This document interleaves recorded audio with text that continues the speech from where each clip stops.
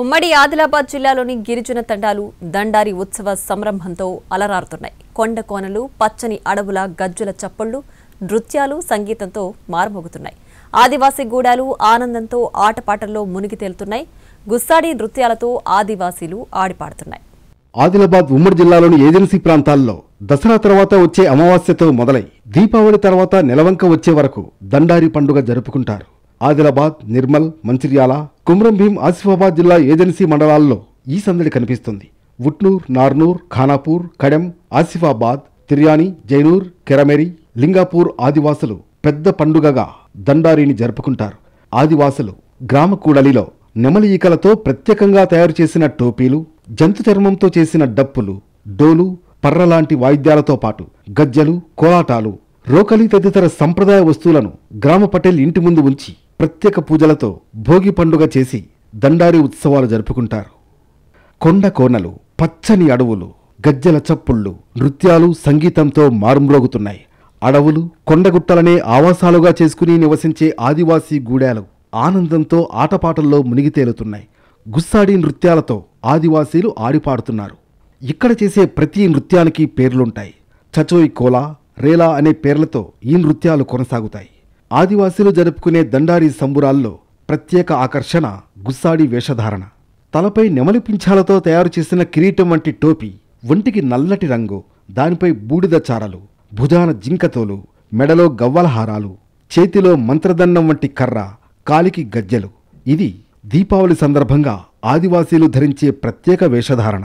గుస్సాడి వేషం ధరించిన వారిని దేవతలు ఆవహిస్తారని, వారి చేతిలోని దండం వంటి కర్రతో తాకితే అనారోగ్య సమస్యలు దూరమవుతాయని వారి విశ్వాసం.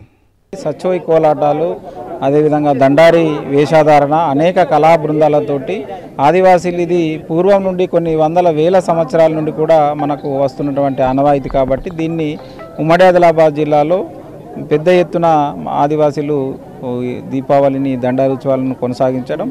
ఉమ్మడి ఆదిలాబాద్ జిల్లాతో పాటు జిల్లాకు ఆనుకుని ఉన్న మహారాష్ట్ర ప్రాంతంలోని రాజ్గోండులకు మాత్రమే పరిమితమైన సంప్రదాయం ఇది. దండారి సంబరాలు ముగిశాక గుస్సాడీలు చివరి రోజున ఆనందంగా నృత్యాలు చేస్తారు. గ్రామ పొలిమేరన ఉన్న ఇప్పచెట్టు వద్ద తమ భీందేవుని సన్నిధికి చేరుకుంటారు. అక్కడ కొలబోడి సందర్భంగా నెమలి టోపీలను తొలగిస్తారు. ఆదిలాబాద్ జిల్లాలోని రాజ్గోండుల్లో 7 దేవతల గోండులు, 6 దేవతల గోండులు, 5 దేవతల గోండులు, 4 దేవతల గోండులు అనే 4 ముఖ్యమైన శాఖలు ఉన్నాయి. ఈ దండారి పుట్టుక కథ ముఖ్యంగా 5 దేవతల రాజ్గోండుల కథకు చెందినది. ఒక ఊరికి చెందిన గుస్సాడి నృత్యం చేసే పురుషులు, పిల్లలు, ఆడవాళ్ల బృందం, డప్పు, పర్ర, తుడుం, తప్పల్, వెట్టె, గుమేలా మొదలైన వాయిద్యకారులు, అమ్మాయిల వేషం వేసుకున్న పూరికలు ఇంకో ఊరికి వెళ్లడం ఆనవాయితీ. అలా తమ గ్రామానికి వచ్చిన దండారి బృందానికి ఆతిథ్యం వచ్చే ఆదివాసీ గూడెం వాసులు సంప్రదాయబద్ధంగా స్వాగతం పలికి వారికి సకల సదుపాయాలు కల్పిస్తారు.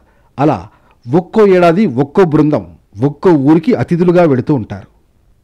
దండారిలో భాగంగా నృత్యాలు, సంగీతం, పాటలే కాకుండా అనేక రకాల క్రతువులు కూడా ఉంటాయి.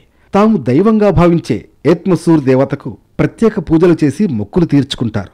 రాజ్గోండులు, కొలాంలు తమ పూర్వీకుల నుంచి వస్తున్న ఆచార వ్యవహారాలను పాటించడంతో పాటు వారి సంస్కృతి సాంప్రదాయాలను పరిరక్షించుకోవడంలో ముందుంటున్నారు. గుస్సాడీకి పెద్ద చరిత్రే ఉంది. 1952లో దేశ రాజధాని ఢిల్లీలోని ఎర్రకోటలో జైనూర్ మండలం మార్లవాయి కళాకారులు గణతంత్ర వేడుకల్లో నృత్య ప్రదర్శన చేశారు. వారి గుస్సాడీ నృత్యం అప్పటి ప్రధాని ఇందిరాగాంధీని మెప్పించింది. 2002లో రాష్ట్రపతి అబ్దుల్ కలాం గుస్సాడీ నృత్య రీతులను అభినందించారు. ఇదే కళను పోషిస్తూ కళాకారులను తయారు చేసిన గుస్సాడి మాస్టర్ కనకరాజుకు 2021లో పద్మశ్రీ దక్కింది. ఉట్నూరులో ప్రత్యేక శిక్షణ కేంద్రాన్ని సైతం ఏర్పాటు చేయడంతో మరింత ప్రాచుర్యంలోకి వచ్చింది.